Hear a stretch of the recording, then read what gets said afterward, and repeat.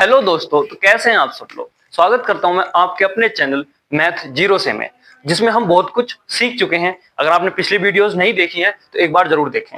आज हम क्या करने वाले हैं, आज की अगर हम बात करें तो आज हम करने वाले हैं चैप्टर नंबर 3 शुरू। ठीक है, कौन सी क्लास का? 10th क्लास का।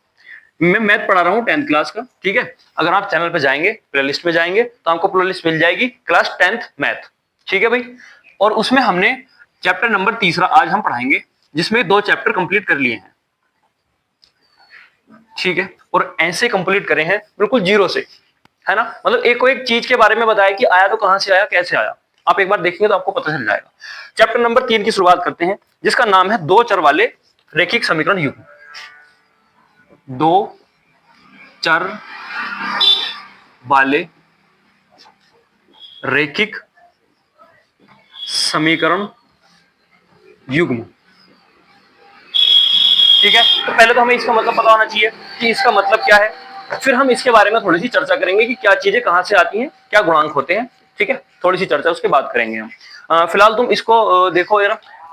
ठीक है भाई, सब कुछ सही है।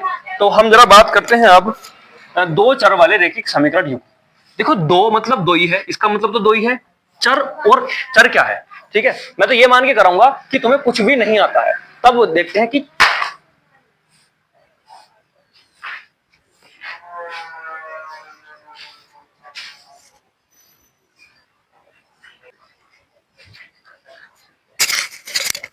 ठीक है भाई, यहां तक सबको समझ में आया होगा।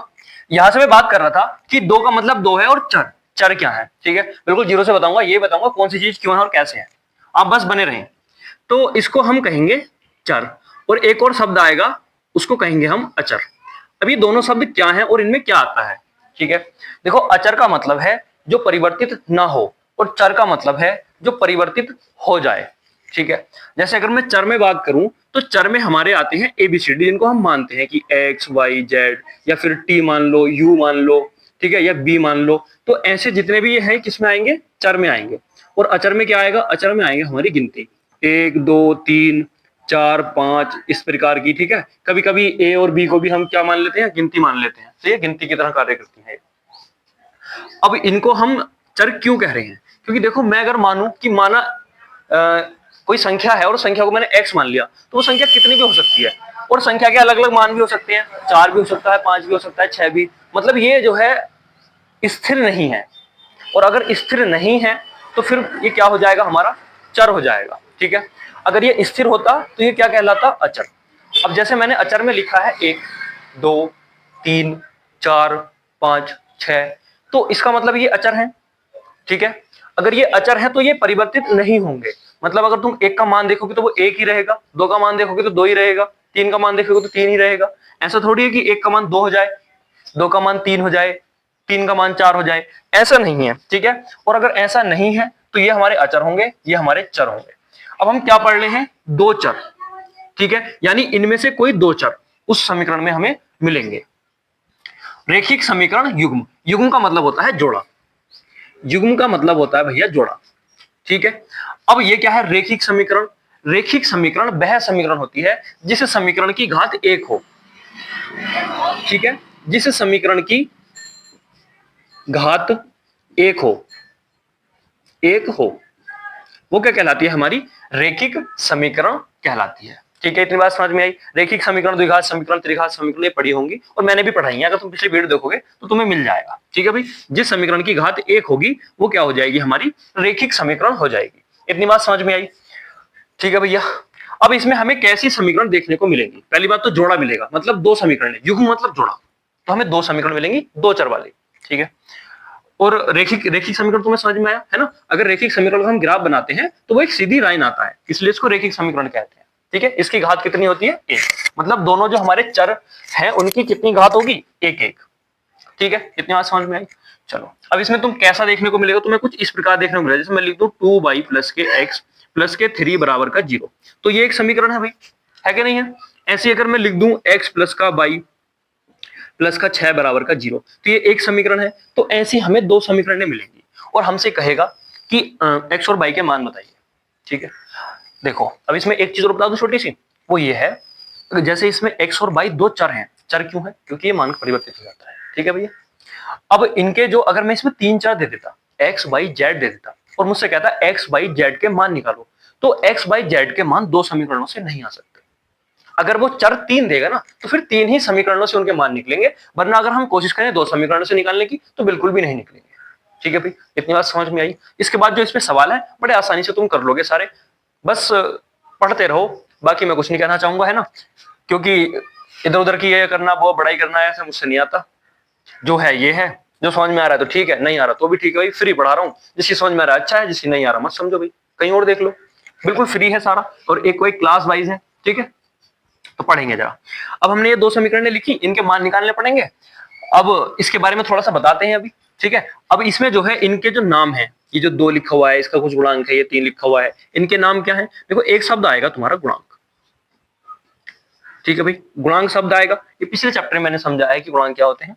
गुणांक होते हैं गुणा वाले अंक, है ना। अगर गुणांक का संधि विच्छेद तुम करोगे तो इसका संधि विच्छेद होके आएगा गुणा वाला अंक। ठीक है भाई, गुणा वाला अंक क्या हो जाएगा? गुणांक। तो गुणा वाला अंक, अब देखो बाई का गुणा वाला अंक क्या है? 2। तो इसमें हम इसके अगर पहली समीकरण की बात करें, सिर्फ अभी पहली समीकरण की अगर हम बात करें तो इसमें देखो, इसमें जो गुणांक है उसके a1, ये पहली समीकरण का व्यापक रूप लिखूं तो व्यापक रूप ये होगा a1x प्लस v1y प्लस का c1 बराबर का 0। ऐसी दूसरी समीकरण को लिखोगे तो उसमें a2 लिख दो, b2 लिख दो, y लिख दो और c2 लिख दो। ठीक है, तो ये इन दोनों समीकरणों को क्या हो गया? व्यापक रूप। मतलब ये समीकरण किस टाइप की होंगी? इस टाइप की। उनमें 2 चर होंगे, 3 गुणांक होंगे, और मतलब 2 गुणांक होंगे और एक नियत पद होगा, ऐसे कह सकते हैं। ठीक है भाई, इसके बाद अगर मैं इसमें बूझूं कि a1 क्या है, किसमें? इसमें समीकरण 1 में। अगर समीकरण 1 में a1 की तुम बात कर रहे हो तो a1 क्या है भाई? a1 मतलब बाई का गुणा वाला अंक, वो क्या लिखा हुआ है? 2। चिन्ह के साथ लिखते हैं, प्लस का 2 है तो प्लस का 2 लिख दिया। ठीक है, इस समीकरण में माइनस कर देता हूं, चिन्ह के साथ बताऊंगा। ठीक है भाई, अभी देखो ये a2 है तो a2 कितना है? a2 नहीं बेटे v1 है ना, गलत लिख दिया थोड़ा सा। v1 क्या हो जाएगा? v1 होगा x का गुणांक। ठीक है, इनको कोई सा भी कोई से कह सकते हो, है ना, लेकिन ये ध्यान रखना जैसे इसमें कहोगे वैसे ही इसमें कहना पड़ेगा। सही है।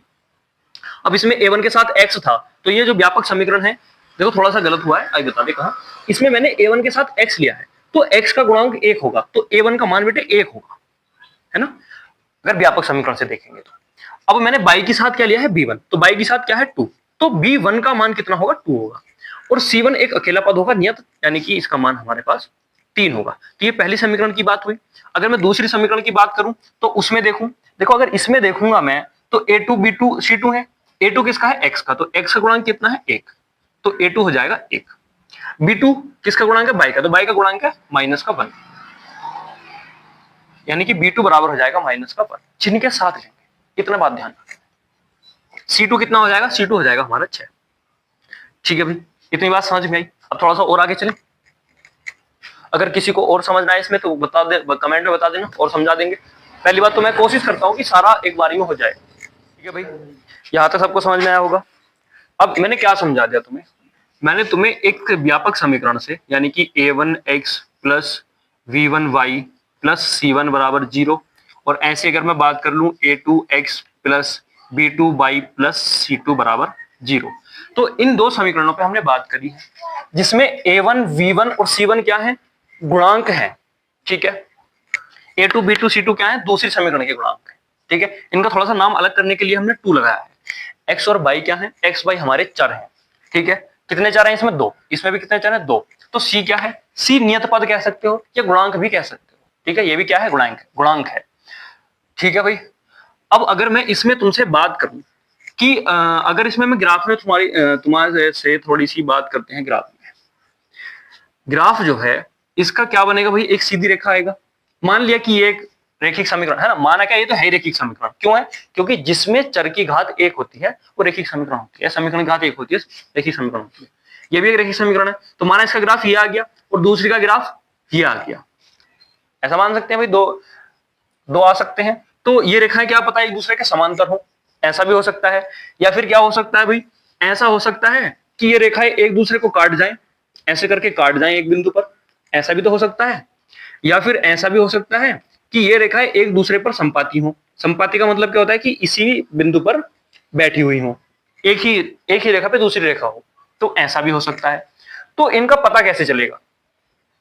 अब ये तो नहीं है कि हम हर इक्वेशन का, समीकरण का एक ग्राफ बनाएं और पता करें कि ये समांतर है, ये संपाती है और ये प्रतिच्छेदी है ना। ये भाई अगर समान, इसका क्या नाम दे देंगे हम? समांतर। ये समांतर है। ये क्या है भाई? एक दूसरे को काट रही है, यानी कि प्रतिच्छेद कर रही है एक बिंदु पर, तो ये कैसी है भाई? प्रतिच्छेदी है।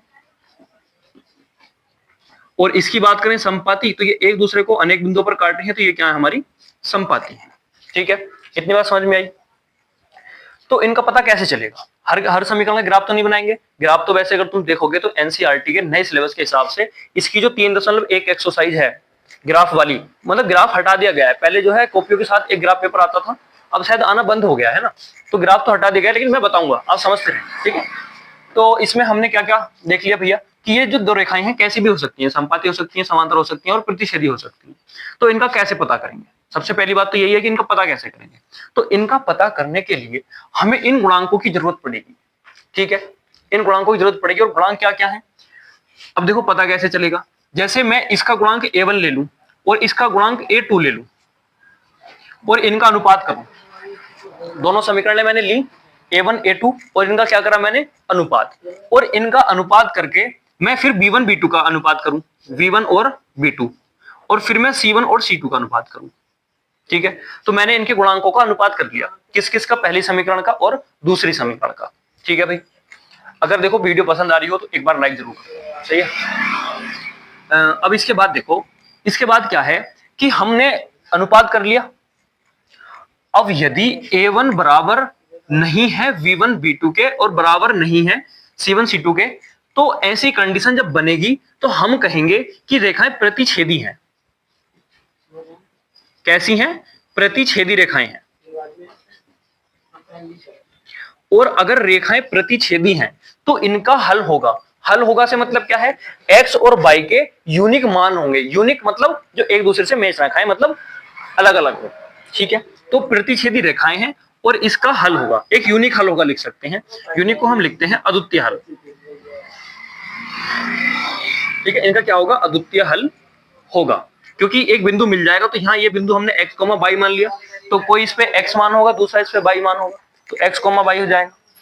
ठीक है, अब यदि a1 बटे a2 बराबर है b1 बटे b2, लेकिन बराबर नहीं है c1 बटे c2 के, यानी कि दो गुणांकों का अनुपात बराबर आ जाए और एक का बराबर ना आए, तो ऐसे में क्या होगा? ऐसे में रेखाएं समांतर होंगी। तब हम लिखेंगे कि रेखाएं कैसी होंगी? समांतर रेखाएं।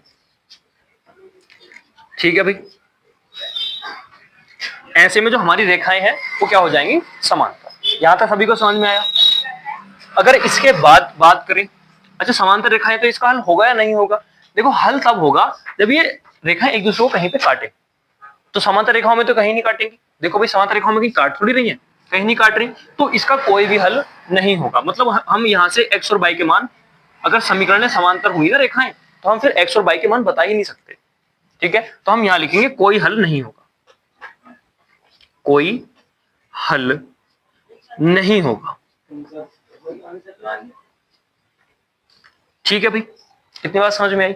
इसके बाद यदि a1 बराबर a2, मतलब तीनों आपस में बराबर हो जाएं, a1 बटे a2, b1 बटे b2 और c1 बटे c2, ये तीनों अगर आपस में बराबर हो जाएं तब क्या होगा? तब रेखाएं संपाती होंगी। कैसी होंगी भैया जी? संपाती। ठीक है, और संपाती का मतलब क्या है कि जो रेखा है एक दूसरे को प्रत्येक बिंदु पर क्या कर रही है? प्रतिच्छेद कर रही है, क्योंकि उसी के ऊपर है। ठीक है, अगर उसी के ऊपर है तो बार बार प्रतिच्छेद करेगी वो। तो इस पे अगर मैं बिंदु ढूंढूं x y, तो यहाँ भी, यहाँ भी, यहाँ भी, यहाँ भी, यहाँ भी, यहाँ भी, यहाँ भी, कितने बिंदु हो जाएंगे भाई? अनेक। तो इसके कितने हल हो जाएंगे? अनेक हल। तो इसके कितने हल होंगे भैया? अनेक हल। ठीक है, जिसने इस चैप्टर में ये समझ लिया ना, ये समझो चैप्टर कंप्लीट। इतना था। ठीक है, बस ये समझ लो कि हमें करना क्या है। हमें ये पता होना चाहिए कि हमें जो रेखाएं हैं, वो रेखिक जो रेखाएं हैं, रेखिक समीकरण जो हैं, ठीक है, उनका ग्राफ कैसे कैसा आ सकता है? समांतर भी आ सकता है, प्रतिच्छेदी भी आ सकता है, ठीक है, संपाती भी आ सकता है। सही है, अगर समांतर आएगा तो कोई हल नहीं होगा, प्रतिच्छेदी आएगा तो एक अद्वितीय हल होगा, और संपाती हल आएगा, संपाती आएंगी तो अनेक हल होंगे। कैसे पता चलेगा कि संपाती है, प्रतिच्छेदी है, समांतर है? बताओ कैसे पता चलेगा? मेरे साथ बोलो जरा। यदि a1 बटे a2 बराबर नहीं है b1 बटे b2 के और बराबर नहीं है c1 बटे c2 के, ठीक है, तो रेखाएं क्या होंगी, प्रतिच्छेदी होंगी, जिसका अद्वितीय हल होगा। यदि a1 बटे a2 बराबर है b1 बटे b2 के लेकिन बराबर नहीं है c1 बटे c2 के, तो क्या होगा, बताओ क्या होगा, तो रेखाएं हमारी समांतर होंगी जिसमें उसका कोई हल नहीं होगा। और यदि a1 बटे a2 बराबर है b1 बटे b2 के और बराबर है c1 बटे c2 के, तब क्या होगा, रेखाएं समपाती होंगी और उनके अनेक हल होंगे। ठीक है भाई, इतनी बात समझ में आई, ये मैंने समझाया, इसको एक बार स्क्रीनशॉट ले लो, पढ़ लेना। ठीक है, ठीक है भाई, इतनी बात सभी को समझ में आई। अब देखो मैं तुम्हें थोड़ा सा ग्राफ बनाना बता देता हूँ कि ग्राफ बनता कैसे है। अगर मैं कोई दो समीकरण ले लूं, दोनों रेखिक समीकरण लूंगा, पहली समीकरण में ले लेता हूं x प्लस के 3y बराबर का 6, ठीक है भाई, और दूसरी ले लेते हैं हम 2x माइनस का 3y बराबर का 12। ठीक है, अब ये मैंने दो समीकरण ले ली। अब इनमें जरा a1 a2 b1 b2 और c1 c2 निकालो। देखो पहली समीकरण से अगर मैं a1 की बात करूं तो a1 क्या होगा, x का गुणा वाला अंक, ठीक है, x की गुणा में क्या है 1, तो a1 कितना हो जाएगा 1। अगर b1 की बात करूं तो b1 कितना हो जाएगा 3, मतलब y की गुणा वाला अंक, y की गुणा वाला अंक क्या है 3। और अगर c1 की बात करूं तो c1 कितना हो जाएगा भाई 6, मतलब जो नियत पद है हमारा वो, सही है। अब यहां अगर मैं a2 की बात करूं तो a2 कितना हो जाएगा भाई, x का गुणा वाला अंक यानी कि 2, और b2 चिन्ह के साथ लेते हैं, पहले बताया आपके बताया, तो b2 कितना हो जाएगा भाई माइनस के 3 हो जाएगा, नहीं हो जाएगा, b2 हमारा माइनस के 3। और अगर हम c2 की बात करेंगे तो c2 कितना हो जाएगा भाई 12। इतनी बात समझ में आई। अब पहले मैं ये देख लेता हूं कि ये जो रेखिक समीकरण है कैसी हैं, प्रतिच्छेदी हैं, समांतर हैं, संपाती हैं। तो मैं क्या करूंगा, a1 बटे a2 निकालूंगा, a1 बटे a2, तो a1 1 है, a2 2 है, ठीक है। अब मैं b1 बटे b2 निकालूंगा, b1 बटे b2, तो b1 3 है और b2 माइनस 3 है, 3 से 3 कट जाएगा तो कितना आ जाएगा, यह जाएगा माइनस का 1। ठीक है भाई, या इसको यहां को लिख लो, कितना आ जाएगा हमारा माइनस का 1। अब क्या करूंगा मैं, c1 बटे c2 निकालूंगा, c1 बटे c2, तो c1 बटे c2 कितना जाएगा 6 बटे 12, 6 का ना 6, 6 दूनी 12, यानी कि कितना जाएगा हमारा 1 बटे 2।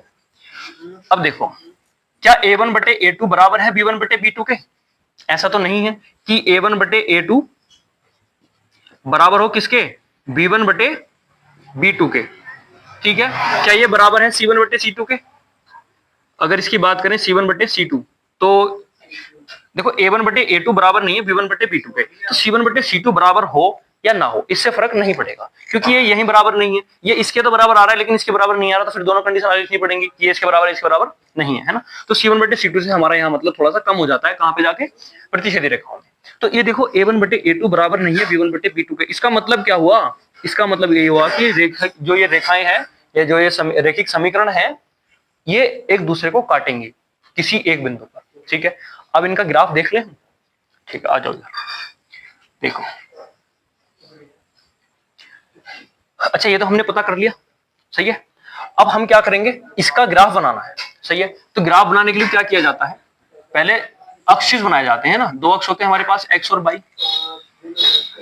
अक्ष 3 होते हैं x y z, है ना, लेकिन अभी हम फिलहाल 2D पढ़ रहे हैं, तो हम क्या पढ़ेंगे x और y। ये x है, ये y है, इसको हम x डैश कह देते हैं और इसको हम y डैश कह देते हैं, उसमें कोई दिक्कत नहीं है। अब देखो ये बिंदु जो है ये 0,0 है, मतलब ये इधर भी, मतलब ना y पे चले हैं अभी हम कुछ भी, ना ही हम x पे चले हैं। अब बराबर सेंटीमीटर की दूरी भरकर इस पे चाप लगा लेना ऐसे करके, या इसको कट कर लेना रेखा को, ठीक है भाई, कट कर ली। इसको नाम देना 1 2 3 4 5 6 7 8 9 10 11, इधर भी कट कर लेना बराबर से, ठीक है। ये जो हमारा 0 है, इससे इधर की साइड प्लस होता है और इधर की साइड माइनस, ऐसे ऊपर की साइड प्लस, नीचे की साइड माइनस, तो इधर माइनस की संख्या है -1 -2 -3 -4 -5 -6 -7 -8 -9, ठीक है, इस प्रकार से आ जाएगा।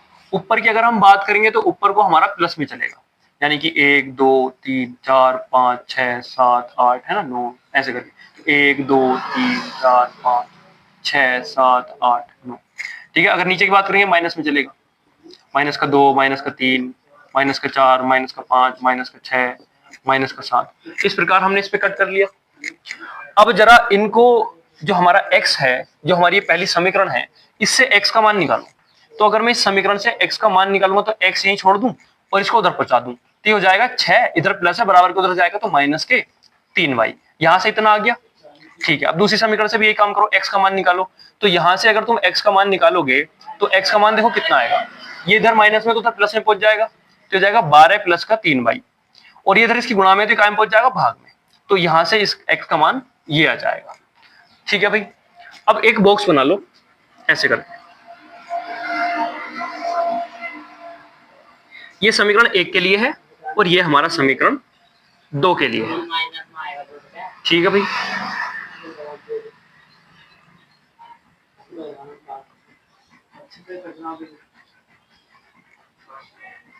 देखो अगर हमें एक रेखा चाहिए तो हमें दो ही मान बहुत होते हैं ना, हमें ये 2 या 3 मान निकाल लेंगे। वैसे 2 बिंदु निकालो तो हमें एक रेखा मिल जाएगी, 2 बिंदुओं को अगर हमने निकाल लिया तो इनको मिला दो भैया, होगी रेखा, है ना। तो हम ज्यादा कोशिश नहीं करेंगे, 2 ही बिंदु निकालेंगे। यहाँ एक्स वाई लिखो, यहाँ एक्स वाई लिखो, ये समीकरण 1 के लिए है, ये समीकरण 2 के लिए है।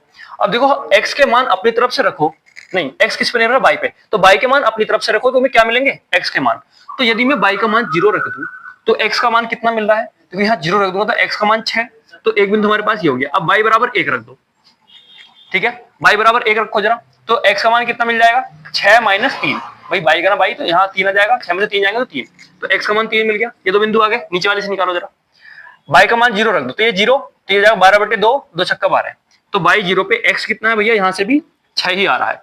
ठीक है, अब 1 रखो तो ये आ जाएगा 12 और 3 15, 15/2, 12 3 15, 15/2, सही है भैया हमारा। अगर हम बाई बराबर 1 रख देंगे तो ये हमारा 15/2 आएगा।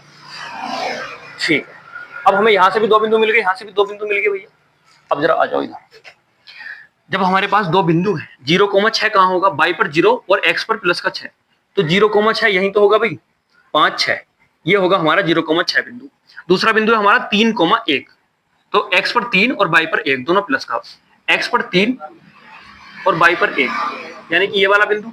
अब इसको मिला दो, एक रेखा खींच दी भाई। अब जरा इससे लो 0,6, तो दूसरा बिंदु भी कहां पे मिल रहा है, यहाँ पे बाई पे 0 एक्स पे 6, और बाई बराबर 1 रखेंगे। अगर हम बाई बराबर 1 रखेंगे तो ये वाला इसके सामने, तो कितना आएगा 15/2, यानी कि 7.5, 7.5 तो होगा 15, 7 दूनी 14 15, तो 7.5 कहां होगा बिंदु, यहाँ होगा। तो अगर 1 से तुम देखोगे तो ये बिंदु बिल्कुल यहाँ आएगा। तो 2 बिंदु मिल गए, एक ये एक ये, तो इन दोनों बिंदुओं से मिलती हुई एक रेखा अगर हम खींच देंगे, देखो रेखा थोड़ी टेढ़ी होगी, तो ये रेखा ऐसी आएगी। अब इन्होंने एक दूसरे को कहां काटा, इस बिंदु पे तो काटेंगे भैया रेखाएं, क्योंकि दोनों का सेम बिंदु है।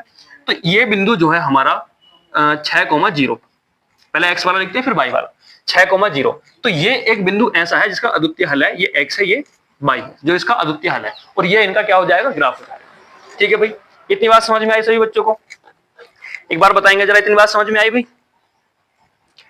ठीक है, जरा बाकी जो है एक्सरसाइज हम कल से स्टार्ट करेंगे, ग्राफ भी बताएंगे, बाकी सब बताएंगे। अगर वीडियो अच्छी लगी हो तो एक बार लाइक कर दो और शेयर कर दो, जिसे आज तक ये समझ में नहीं आया कि ग्राफ कैसे बनाते हैं और 2 चर क्या होते हैं, रेखिक क्या होता है, समीकरण क्या होता है। ठीक है भैया, ठीक है, मिलते हैं अगली वीडियो।